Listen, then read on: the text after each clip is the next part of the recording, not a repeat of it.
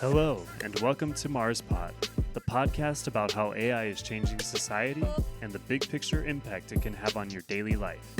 Today's episode is brought to you by MarsCrowd, your one-stop data labeling and collection company providing real-life data to boost your machine learning models. I'm your host, Mark Wesley, and today's guest is Kristina Libby. Kristina is the Chief Science Officer of Hypergiant, an enterprise AI company focused on developing world-changing technology to solve the world's biggest problems in the areas of space, defense, and critical infrastructure. She is also the founder of the Floral Heart Project, which aims to commemorate those who lost their lives during the COVID pandemic. She is an artist, writer, and technology executive. Kristina, welcome to the podcast. Thank you. It's so great to be here. It's great to have you. I wanted to ask you really quick about your background before we jump into the major details of the podcast itself. Oh, I have a very strange background, I think, particularly for this industry. I have a master's degree in international security. I don't have a computer science degree at all, but I have worked in high tech for about the past decade. So I worked at Microsoft for a number of years. More on the PR and marketing side, and then have done a lot of consulting with various stage startups from, seed stage companies to companies worth $150, $250 million. And in that time, I've really developed sort of a specific niche, which is trying to understand where technology is going and where companies need to be going to meet that. So, I'm one of those people, I think, who I'm not deeply technical in the sense that I can't really code basically anything of value, but understand what's going on and then have this really wide-ranging view on society and politics and culture, and trying to find what is the intersection where there is a place to make money, but also a place to make impact. Mm. So more of like a big picture view on what's going on for like the different companies in the industry at large, right? Yeah, I think that's probably a great place to put me as someone who is obsessed with the big picture, obsessed with new ideas, obsessed with where we are going. But I'm not the person who is going to make the actual technology that will take us there. I see. Well, I think that the world definitely needs both the visionaries and the people who can apply it, right?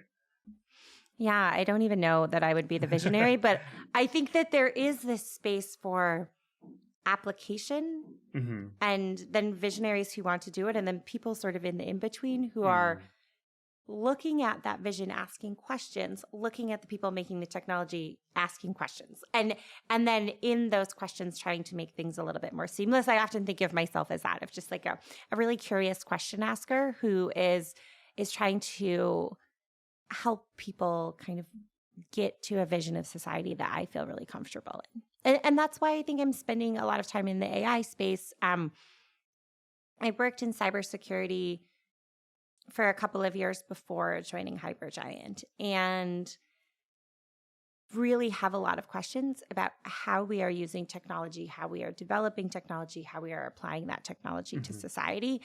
And that has sort of led me to where I am, which is trying to make sure that we're not letting technology lead us, but that we are leading technology. I see. I think that there's a lot of good discussion to be had about that as we dive further into the podcast. But one thing that we like to do to start all of our podcasts is ask a couple fun questions. What you just said might actually be an interesting kind of leeway into the first of those icebreakers, which is, what is your AI doomsday scenario? Do you think that we have to fear robots taking over the world? No. My AI doomsday scenario has more to do with like unchecked human power, right? Like I worry so much about lack of vision in terms of our technological future that we just end up like with a bunch of technology that is doing things that we have sort of no impact or no intent on. And so what does it look like for me?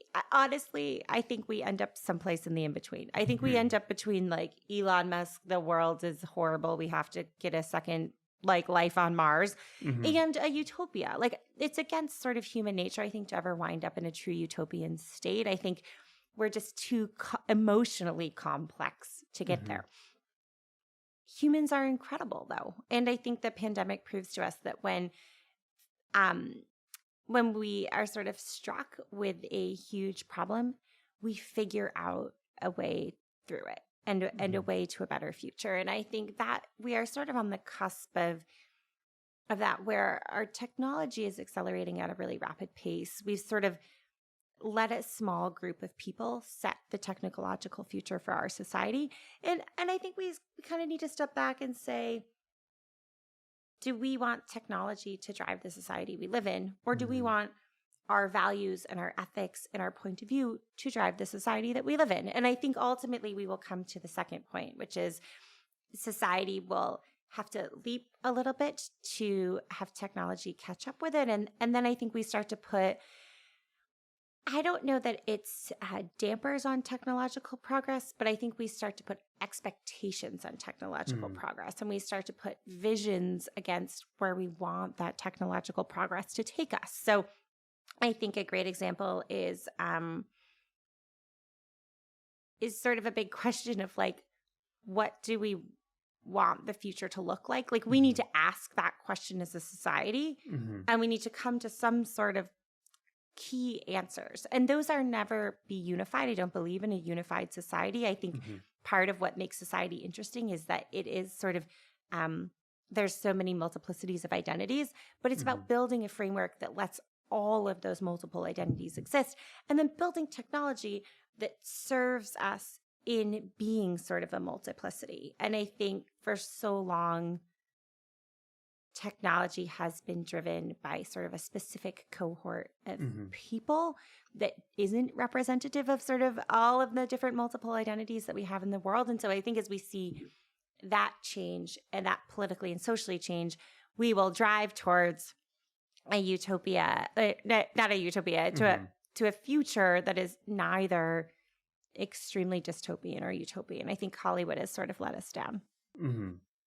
Yeah, I mean, what you said really resonates in the sense that like AI needs to be more collaborative in terms of who gets to say, you know, where it's headed and who it serves, right?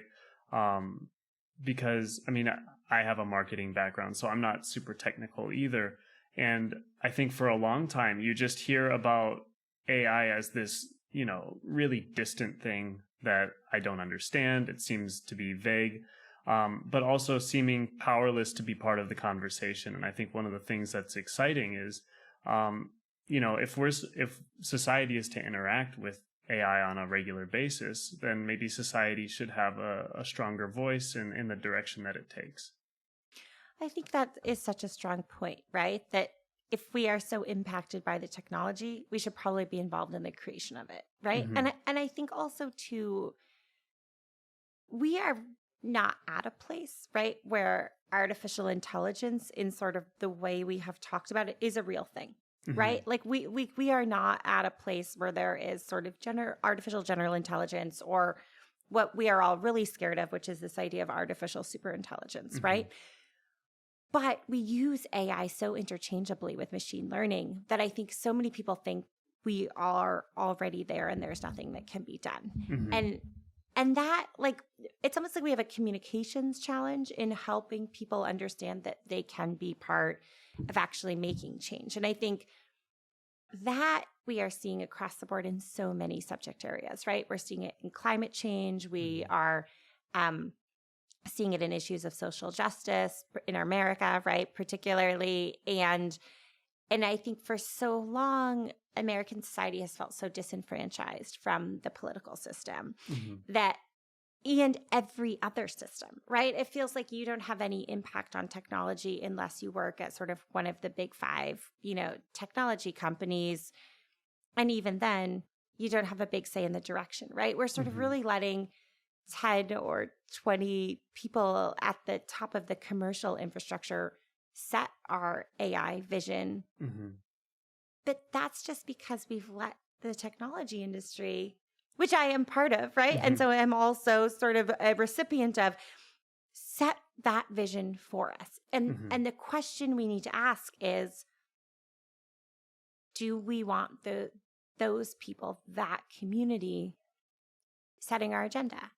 And what we might decide as a society is like, yes, we do. And I think by buying from those companies, by using those products, right, we are giving them economic and political power. And that's a vote in that progress. But also, we continue to elect people into political power who don't have any real understanding of technology. So we need to somehow sort of make there be a balance between industries that are driving our society forward and this, like, in how we actually want society to function. And that requires us figuring out how to do that and wanting to do it and knowing that we can. Exactly.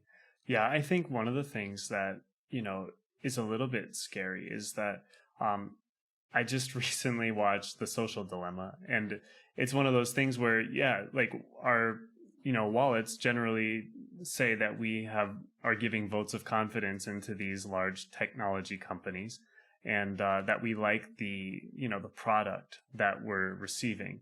But a lot of times we don't truly understand what we're giving up aside from money in order to receive those products. And I think that people should have maybe a little bit more information about those types of things.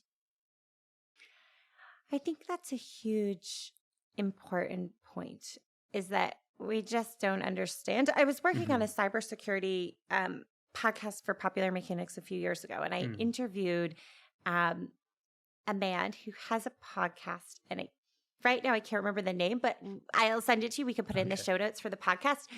And he told me a really wonderful story, which is that he was on a plane once, sitting next to someone, and he was flying all the time. And he says this happens to him all the time. And someone's like, oh, what do you work in? And he's like, oh, I work in cybersecurity. And someone was like, oh, yeah, my bank account was hacked into, and someone stole $9. And he's like, oh, yeah. Well, Russia also hacked the election, right? And so we have this like really lopsided understanding of what cybersecurity threats are, right? Like we were like, oh yeah, but I lost $10 or $9 or whatever it was, right? And it's like, oh yeah, but also a huge part of our like the foundation of our democratic society is being tampered with by an outside actor.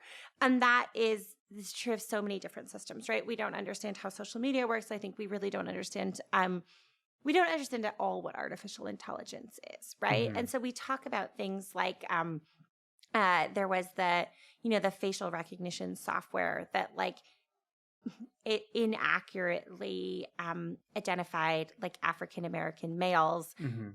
I forget exactly the data point, but like something, it's a huge percentage of the time, right? And it's until we find that out, how many people are impacted, right? And how many people don't know, and how many people don't know to even ask questions about like, well, what software did you use to identify this?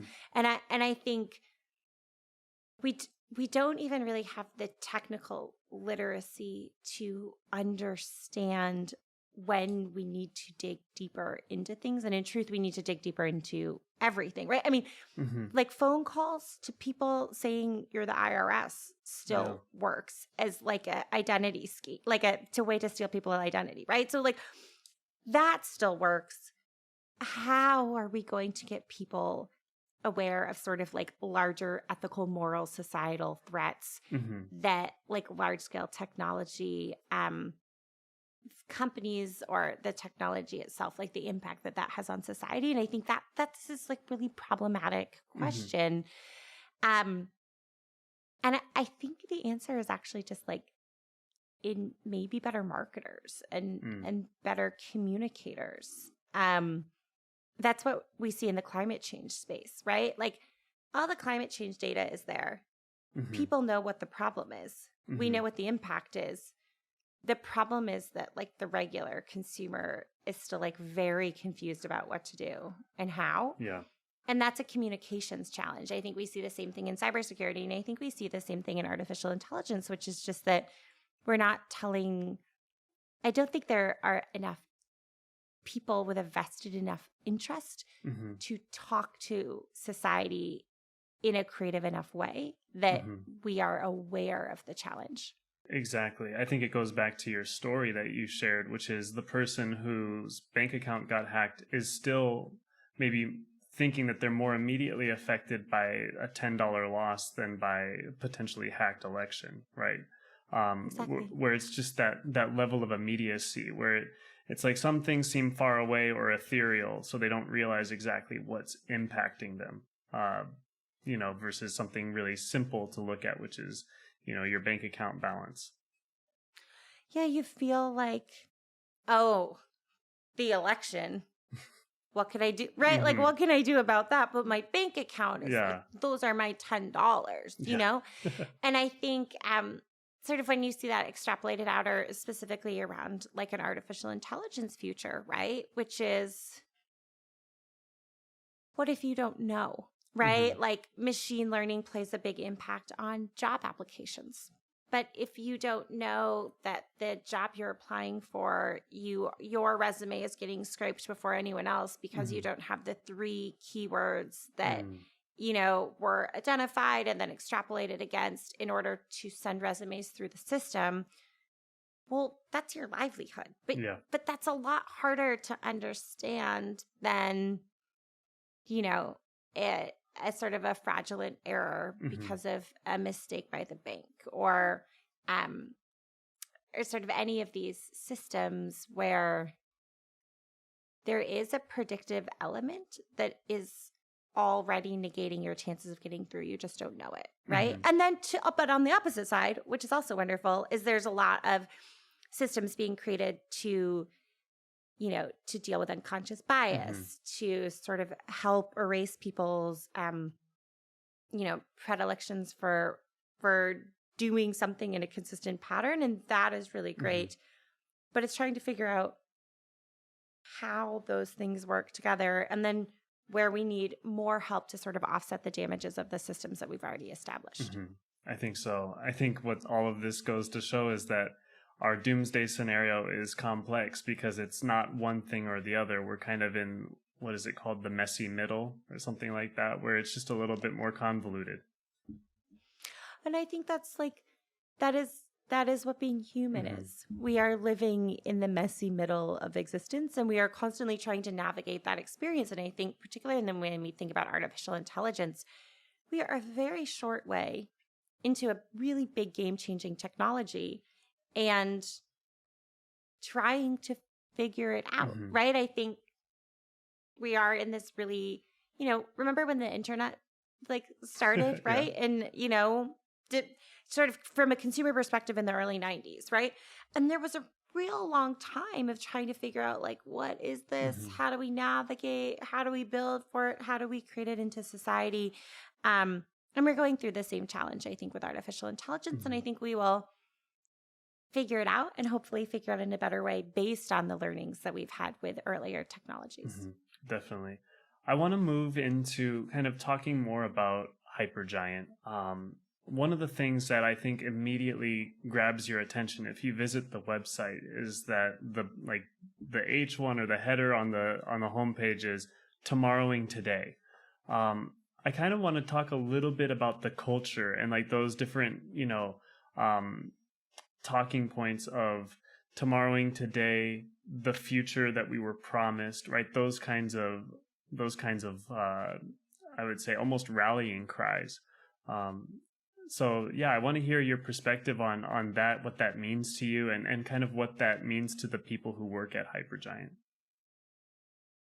Yeah, so Ben Lamb, who is CEO of Hypergiant, he started Hypergiant with a couple of questions, right? Of why don't we have the future we were promised? Where are the flying cars? Where is the utopian society? Where is the society that emits less pollution and is living in space pods and has residency on the moon, right? All of those stories that were so prolific in the 1950s and 60s that we just like haven't achieved. And he had kind of a big question. He's like a really curious kind of question asker. And he just looked around and he asked why. Why aren't we there? And not only why aren't we there, but where is the vision for where we can go? Because if you think about sort of, the 1950s and 60s, there was a lot of concepting, right? There were concept houses. One of the, I think, iconic Hypergiant images is Ben in front of a Futuro house, right? Which are these ideas of sort of these houses of the future. We don't see that. Where are the predictions of the houses of the future? And so what he really wanted to do was kind of dive into that space and see how to push it forward, how to start to do the things of tomorrow today. And I think that's core to the culture. It sort of drives the vision setting activities. It drives the thinking. And really we try to constantly bring in people who have that sort of future thinking, future forward ideas of where can we go? What can we do better? How do we tackle new challenges? And so I think a lot of people sort of looking at the outside into Hypergiant have a question of like, I don't even know what you guys do. And that's intentional in a way because we want to be able to have a really nimble approach to tackle a bunch of different challenges. And so we certainly specialize in AI, and that's the focus from both like a products and a services perspective. But also we like to play around with other ideas. We invented a bioreactor. We invented like a really cool space helmet. We invented like a little robot to sort of clean spaces. And so we've done a bunch of different things that sort of attack this idea of tomorrow and today. And then we also do a lot of work for companies, right? Which is, you have a distribution or a logistics or an inventory problem. And we want to come in and build the artificial intelligence solution, or really like the machine learning solution that prepares you and that continues to grow with you for the course of the next 10 or 20 or 30 years. Absolutely. I think that that's just a really interesting approach to kind of developing business, is to just look at those different things, those needs in society, and kind of counterbalance them to like where you thought that it would have been heading. I think it's called retrofuturism that you guys talk about, which is looking at like what we talked about the future would look like in 20 years. And now 20 years has passed, and does it look like that? For me, it's fun to just go back to, Back to the Future and remember Doc saying, roads, where we're going, we don't need roads, and just wondering, like, that was back in the 1980s that they said that, and not really feeling like we're that close to that kind of society, and maybe wondering why not. And that is, Ben is a wonderful CEO and an impatient human, right? And so, and looking at that and being like, okay, so Back to the Future was in 1980. Like, why don't we have flying cars now in 2021?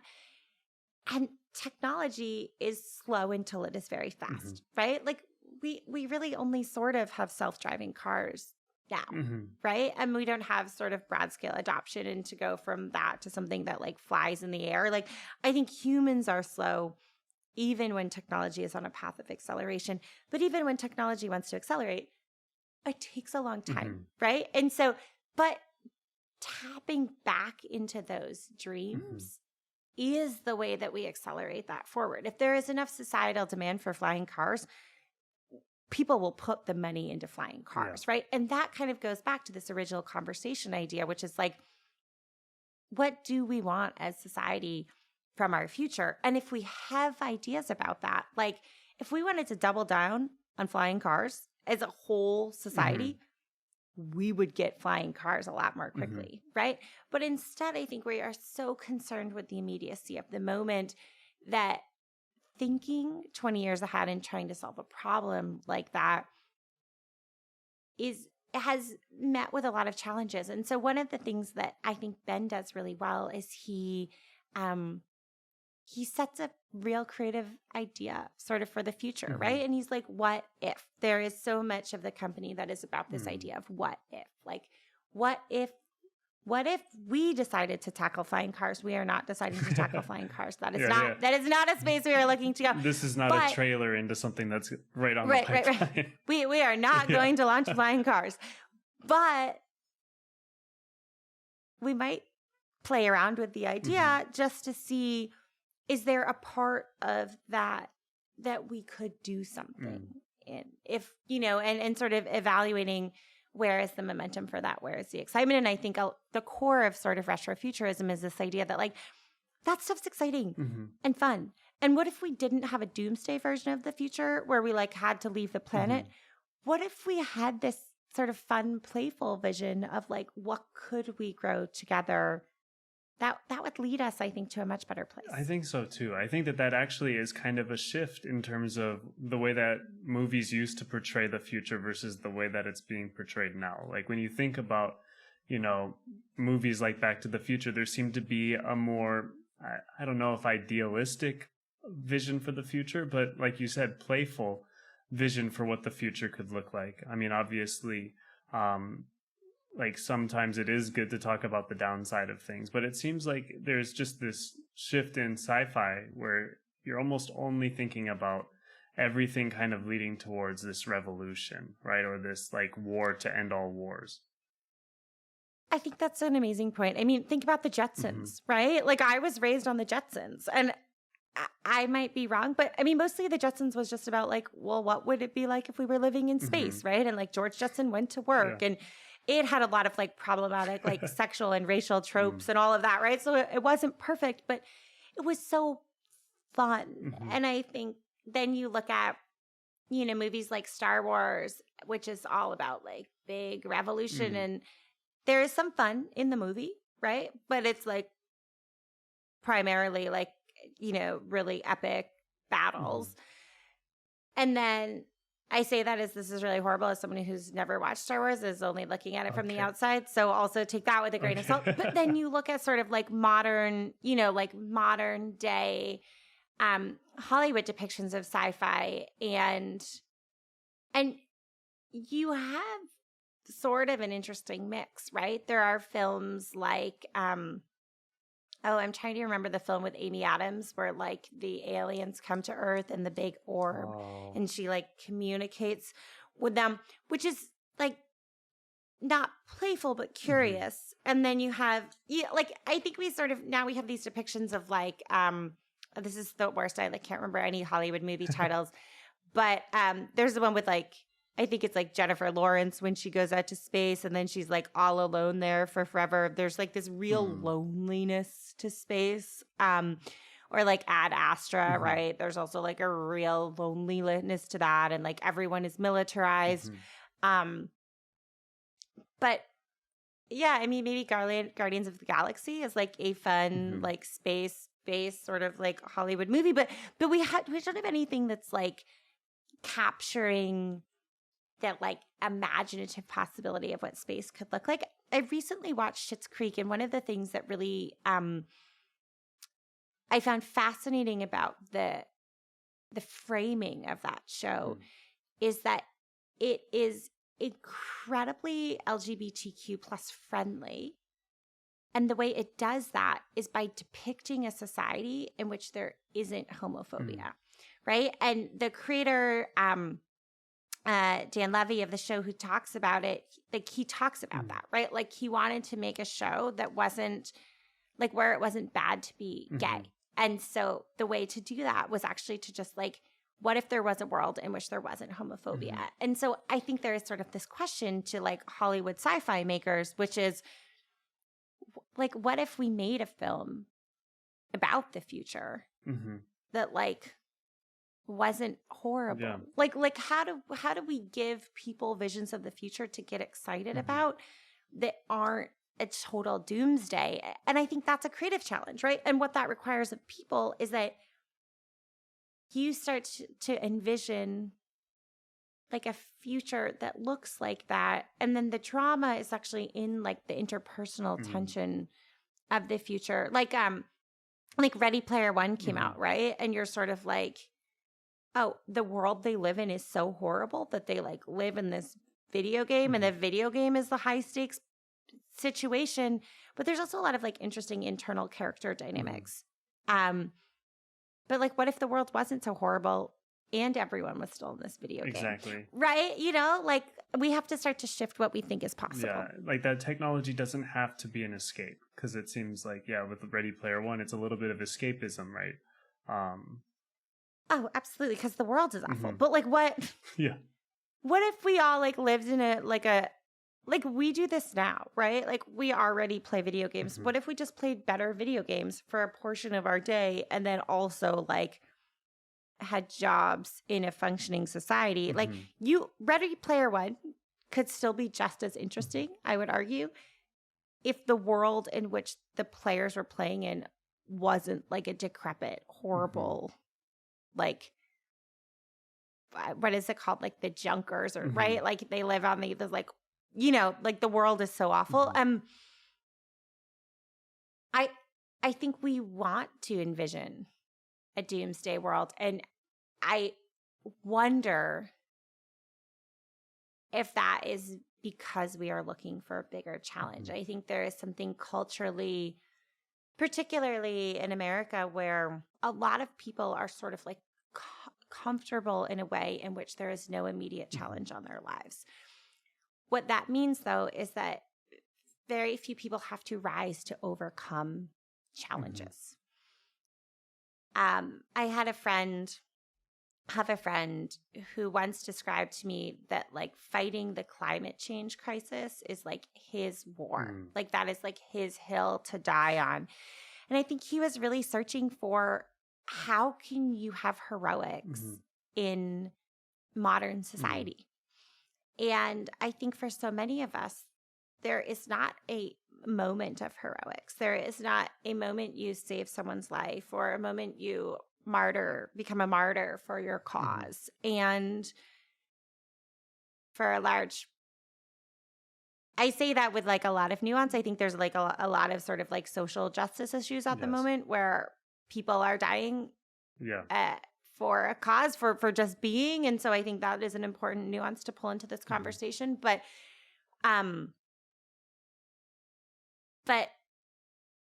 we don't have a big idealistic fight, right? And so because we don't have that, I think people are pulled to these storytelling scenarios in which like we have to rise up and we have to be heroes and we have to sort of overcome our demons to become the best version of ourselves.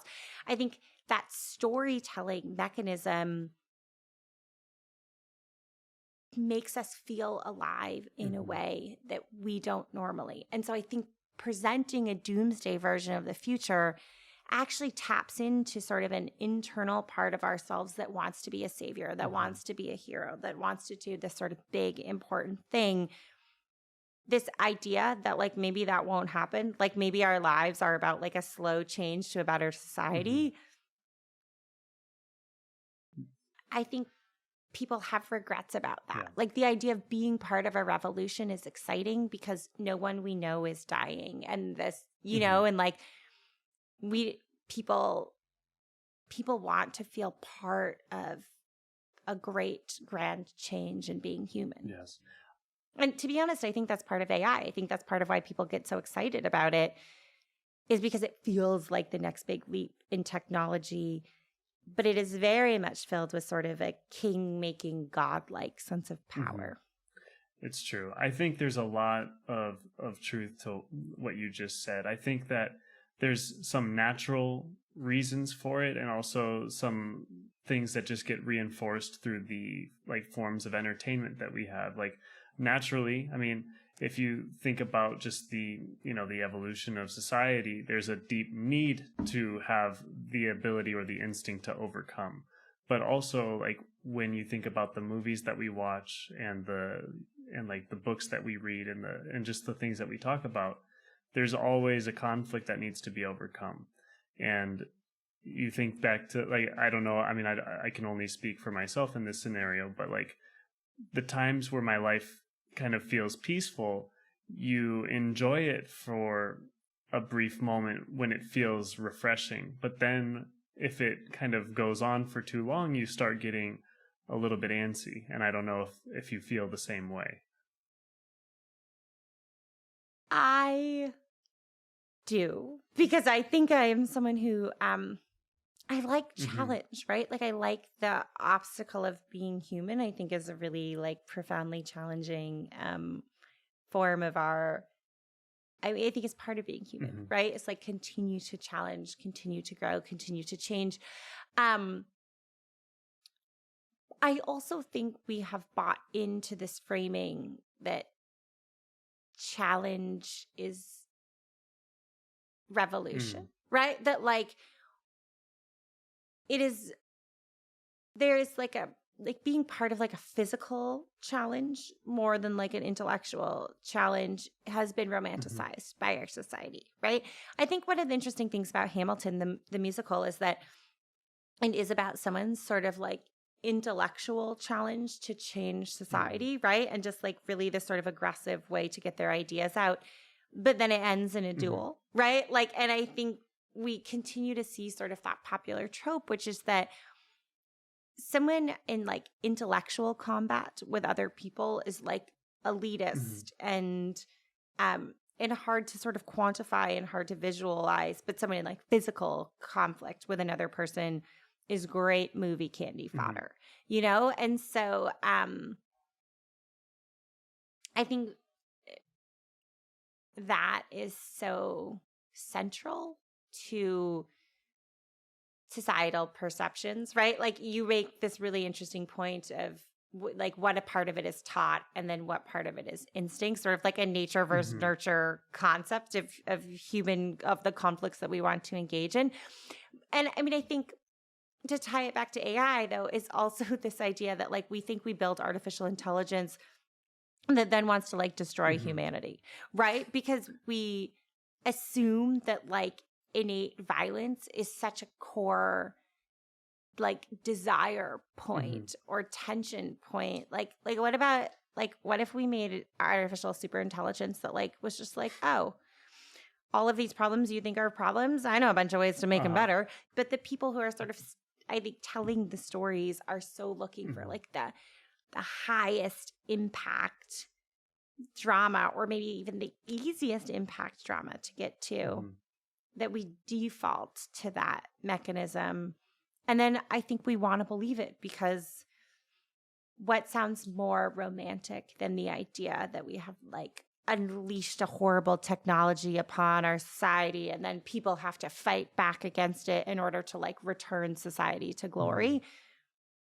That's a very sort of easy storytelling trope. I have a master's degree, I mean, an undergrad degree in English, and I focus specifically on the war novel.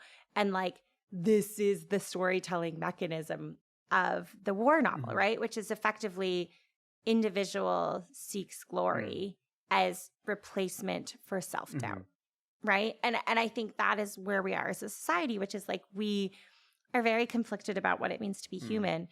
So we are like fighting on to these big, terrible narratives about our future and wondering what we will stand up to do it. Also, side note, Elon Musk has made billions of dollars over popularizing this narrative, right? This idea that we have this dystopian future and he is going to save us has made him, what is he, the richest man in the world or what, right? Like one of the top 3 richest men in the world. Exactly. I think that it is, like you said, it's more interesting to think that we may be creating the thing that threatens our survival, and that we have to hold on to the things that make us human in order to, overcome it, right? I'd like to kind of talk about the areas that Hypergiant is focusing on in terms of building out its AI and kind of the positive impact that can have in society now and in the future.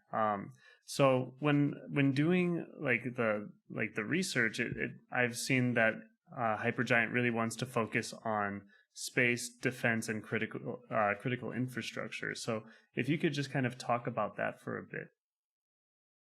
Yeah, so we are interested in what we kind of think of as like the building blocks of humanity. That is the way that Ben really likes to think about it. And so space defense and critical infrastructure are the things that make it so everyone else can do their lives however they want to. And space, obviously, the next big theater of conflict, the next big theater of advancement. And so that is a space where there's a huge amount of opportunity for growth.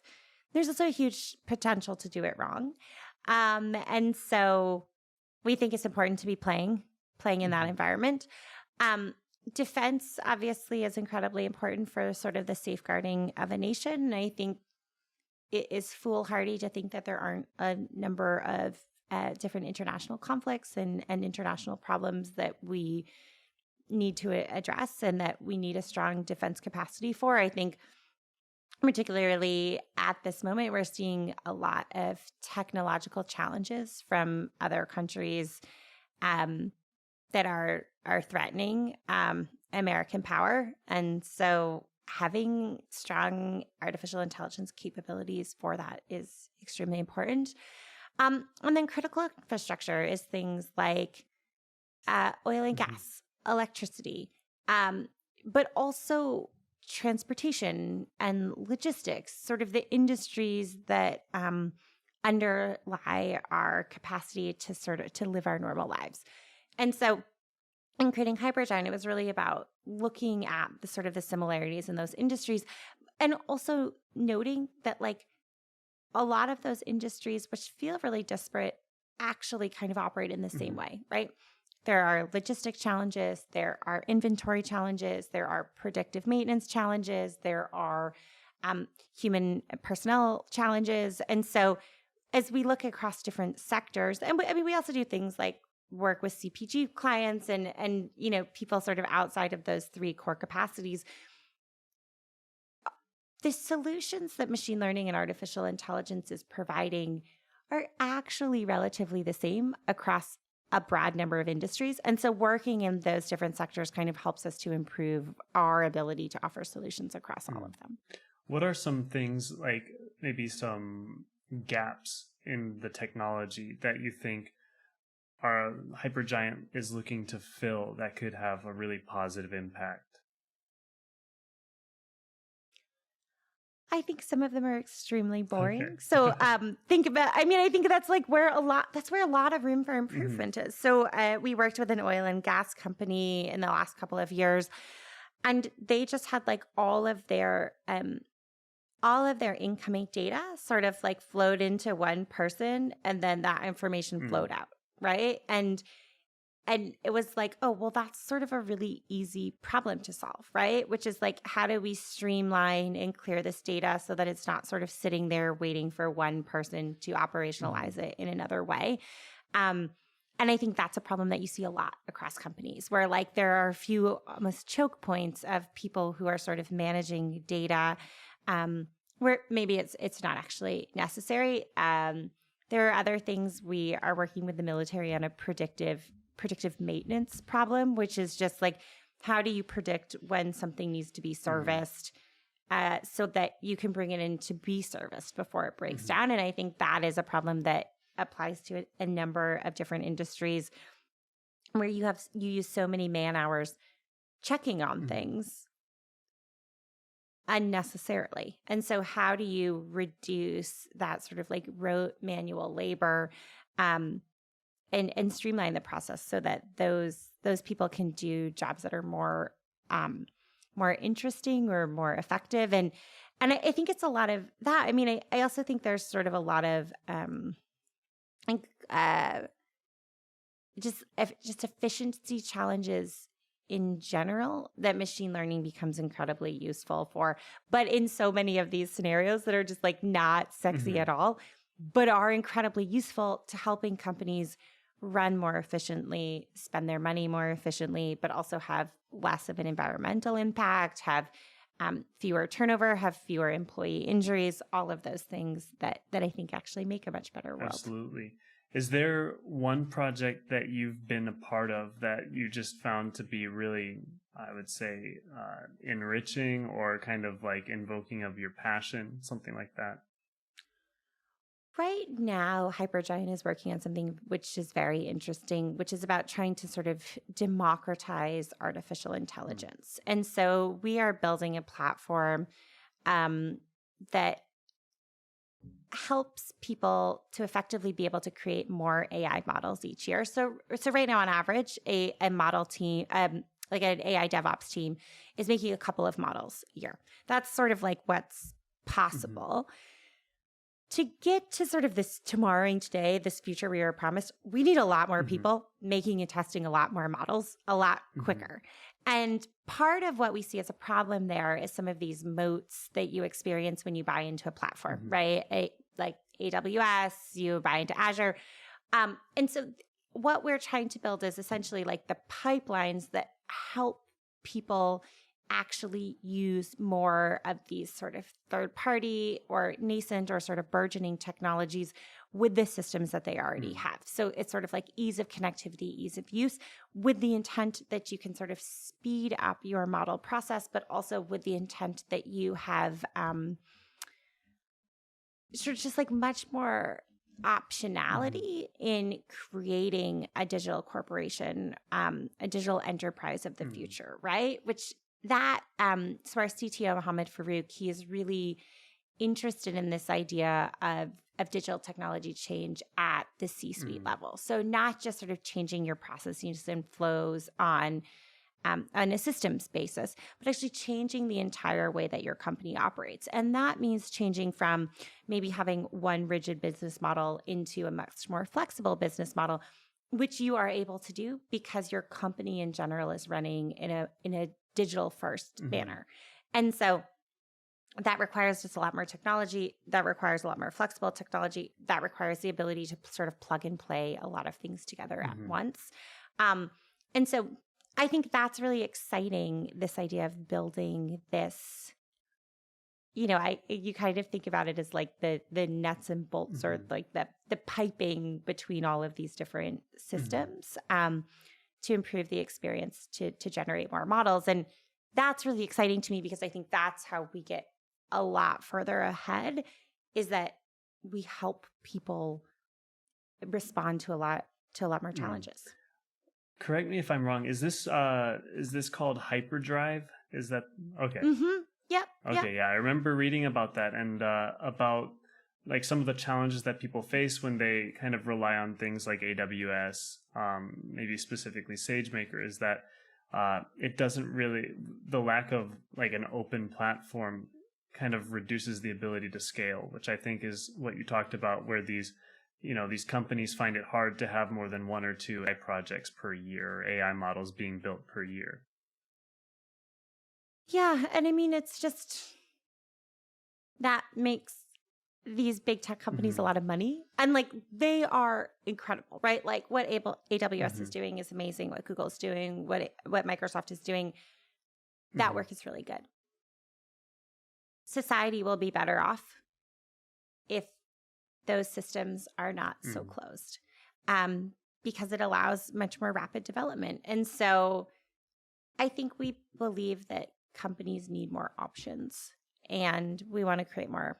We want to create more options. Absolutely. And I think one of the things too that I was reading about is that like a lot of the challenges that companies face is that they're either horizontal or vertical, but seldom have the ability to be integrated together. And I think that is something that Hyperdrive is able to overcome, is that challenge of integration.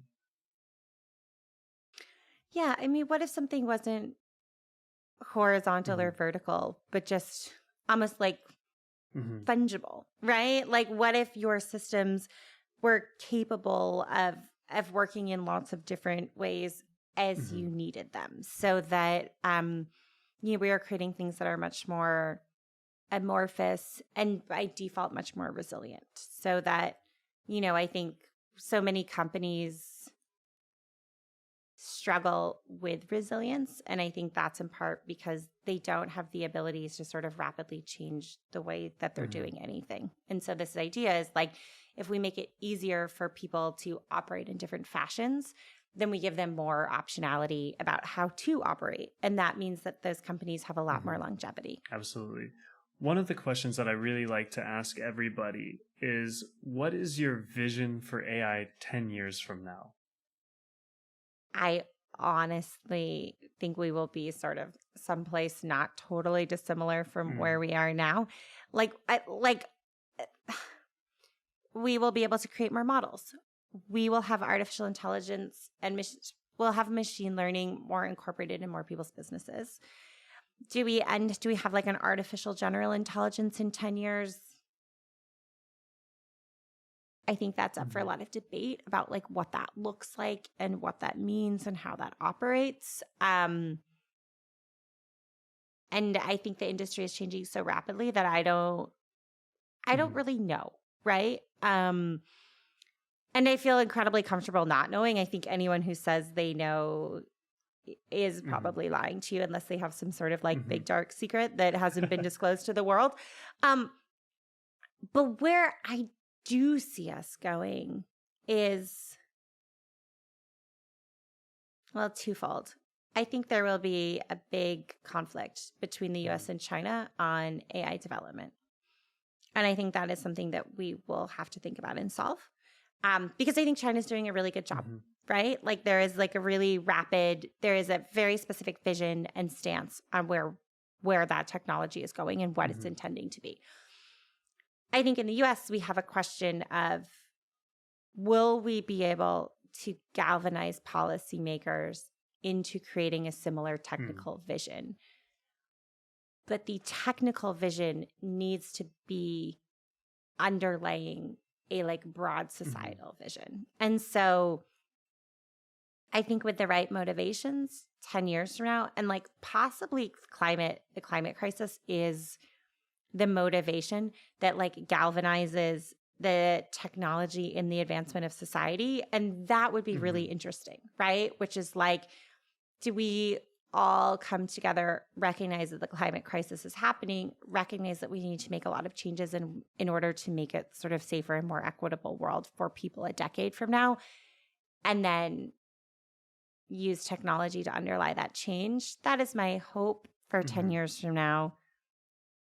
My assumption is that same, but decade different. Like we continue to have people inventing technology, politics policing it 5 to 7 years after it's been released into the market, society largely unaware of what it is doing. And things will be faster. That is the pessimist inside of me. The optimist inside of me believes in sort of a better equitable future. That you do hope that there's something that acts as a catalyst for uniformity or unification. But I think that the pessimistic side is warranted in the sense that, like, if you look at social media and things like that, that the technology that was supposed to bring us together, it seems like it always ends up getting used to drive people further apart. And there seems to be a wedge where those differences almost seem insurmountable at times. Yeah. And I think the greatest way to bring humans together is an external threat, right? Like having an enemy. And so my hope is that we will rally against sort of the climate crisis as an enemy. I don't know if I believe that. And I think there are so many more people trying to sow division right now than there are people who are trying to create. I really don't believe in this idea of like creating unity, because I just think we are too different to be I guess I do believe in sort of a unity in action, but not a unification in thought, right? Like the way we respond to the climate crisis will be so nuanced to our own beliefs and our own needs. But we need more, just like more action, like more pushing and less people trying to sow division, and division is great for profits, right? Like a lot of people make a lot of money off of a divisive society or a sort of broken society. And yet, I spent a lot of time looking at impact investing. I think that there is sort of a movement afoot to sort of change the way we think about capitalism, and that there is something in that will like help to shift our conversation at the same time. Like, I think there's a lot of interesting things happening with people who are finding that society feels so crumbly, and so we will see lots of different levers happening at lots of different times, and I think we will see this big sort of mounting climate crisis. So I'm hoping that altogether that will be enough for sort of real change. Yeah, I hope so too. I think that there's definitely a lot to kind of unpack there. I think that it a little bit goes back to our earlier conversation about utopia, in the sense that like you said, there's not really a possibility for the uniformity of thought. And one of the things that I think makes a utopia almost an impossible thing is that our own version or idea of utopia is different from person to person. But I think that, that external threat that you're talking about is something that I think is helpful, because one thing that I think we can all agree on is that we want to survive, right? Like, that there's something about humanity just in general, regardless of maybe the differences of opinion or thought or values. But I think what most people can agree on is that there's a desire to survive, and there's generally a desire to see the person next to you survive as well. And so hopefully, I mean, it goes like, really, like, it is a hope that something like climate change, where we realize that it is a threat, can bring us together and really help drive forward where technology takes us, as well as our willingness to kind of work together. Yeah, and like bring us together, but not make us the same. Like, there is something actually terrifying about the idea of uniformity, right? Like, I don't want to live in a world where everyone thinks what I think. That seems really crazy. And I like want people to push back on my thoughts, and I want other people to have thoughts I've never thought about before. And I want the like conflict and dissension that like makes American society interesting. Like, I think that's what makes for a huge sort of opportunity for growth and change, and like is sort of this like great big experiment. That's exciting.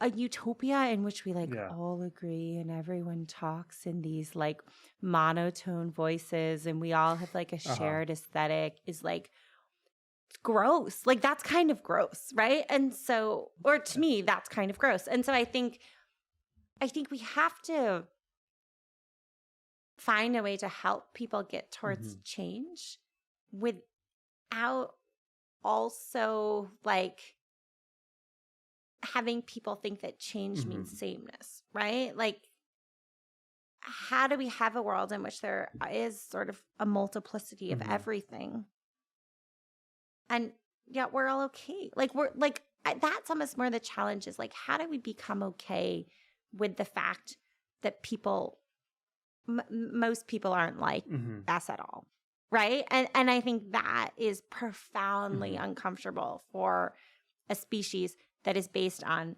tribalism, which is based on conformity, right? Like, we think like we don't know how to deal with that, and we have no idea what even like being human means to us, right? Like, you ask that question and you'll get a million different answers, and so it's a really hard thing to contemplate. It's true. Yeah, I mean, one of the things that makes life great is something that's unexpected. I think that there's some beauty in a lot of beauty in not knowing what you're going to come across in a given day, and being met with new challenges and new things to think about and process. And your talk about the utopia where everything is kind of a shared aesthetic is really the dystopia, right? That is a world I do not want to live in. I don't think so. I'd love to talk about the Floral Heart Project, if you don't mind. It's something that you've been working on in response to what's been going on with COVID and just our lack of ability to just kind of mourn loss of human life. So I'd really love to kind of hear what your inspiration was for that and what it is. What is the project? Yeah, so the Floral Heart Project is a COVID-19 memorial effort, and it started in the spring of 2020, so almost a year ago now. Because I looked around and I was in New York City and all of these people were dying, and you wouldn't have known it except for that there were fewer people in the street. But normally when we have moments of mass trauma, we have a wall you can go to and place flowers. We have photos. There are flags flown at half-mast. All of these signs that life mattered, that humanity mattered, and that we were grieving that loss. And I was so concerned about what would happen to us as a community if we didn't grieve, if we didn't sort of publicly recognize our losses, that I looked for an artist to support, or I looked for a place to put some funds to sort of help other people create a memorial, and I didn't find one. And so I was like, fine, I will go and make something. And so I went to Trader Joe's of all places, and I like bought out all of the flowers in Trader Joe's. And I was a florist for a short amount of time in my early 20s to pay my way through my grad school. And so I was like, I'm going to make something with flowers. And so I ended up making like a 6-foot-long garland, and I was like, I'm just going to go and I'm just going to like put this someplace. I thought maybe it was illegal. I like wore a hat and my mask, my gloves, and like my collar up really high. And I went to Brooklyn Bridge Park, which was pretty close to where I lived. And I took this garland and I laid it down in the shape of a heart, because I wanted something that recognized the losses that we had, but that also provided connection and love for the community who was suffering. Because even if you had not lost someone, we were all having this really hard time together. And so I like laid it down and I like walked away really quickly, and I maybe went like 50 or 60 feet away, and I turned around and I saw a runner run all the way by and stop and turn back and sort of kneel down in front of the heart. And I thought, if that's all that happens from this, then that's enough, right? Like one person made a connection. And so I just kept making them over and over and over again. And people would share photos with me. Oh, my friend posted this on Instagram. Did you make this? Oh, I saw this in this place. Did you make this? And it started to grow. And then it continued to grow over time. I partnered with 1-800-Flowers, and they sort of really pushed the project forward. And we did a huge one in Times Square together. That really got a lot of sort of notoriety with local influencers and in the media. And then it grew even further from there. And then on March 1st, we actually were able to lay the hearts as part of this National Day of Mourning with organizations like Marked by COVID, which is pushing for COVID legislation, and really a national Memorial Day for the people that we have lost. And so we laid like almost 150 floral hearts across the nation, and hundreds of volunteers. They did this. And that day was so shocking for me, because I was so disappointed in the beginning that so few people were doing anything, and then so humbled that so many people joined together in sort of grieving for their community and sharing that sort of trauma and the journey that we had together. And I had so many people email me and say, this is the first beautiful memory I have since losing my dad. This is the first time it felt safe to grieve outside. Making this was the first time that I had truly allowed myself to recognize the sort of burden of what we have experienced. Comments like that, right? And so for me, we've talked so much about society and dystopia and utopia and how we get to a better place, right? And for me, the Floral Heart Project was such a interesting, it's such like an interesting thing to look back on because I didn't know what I was doing. I was just like doing something I needed to do because I was sad and a bit angry. And then it became something that so many other people do. And people still, someone just did one yesterday and sent me the images. Like people keep doing it all the time. And what I realized that it wasn't that people didn't want to act. It was they just didn't know what to do. And they just needed an idea.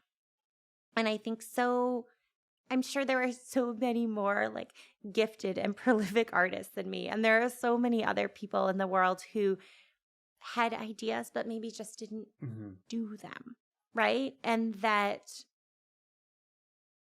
is actually what we need a lot more of is people who have an idea and then just go out and give it a shot and see what happens. And if no one had ever adopted it, it would have just been good for me to do my sort of secret little love letters to the community, right? And so it was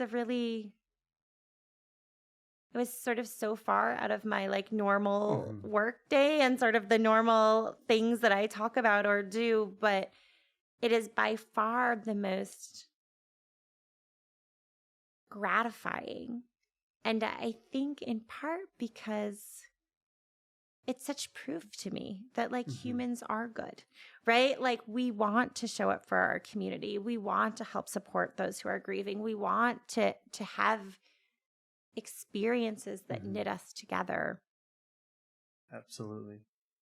But sometimes we just need someone to help us do that, right? And so, yeah. And so many of us can and surprise ourselves, I think, in what is possible. Well, I applaud you for doing something and for just expressing what was, in your heart. And obviously, I think that that's really why it resonates probably with a lot of people. I wanted to ask you, is it something that you're continuing to do? Is it going on into the future? So we're trying to figure out those details right now. So yes, I will do more Floral Heart related things in the future. The estimates are that we'll lose another 200,000 people in the U.S. to COVID by the end of the year.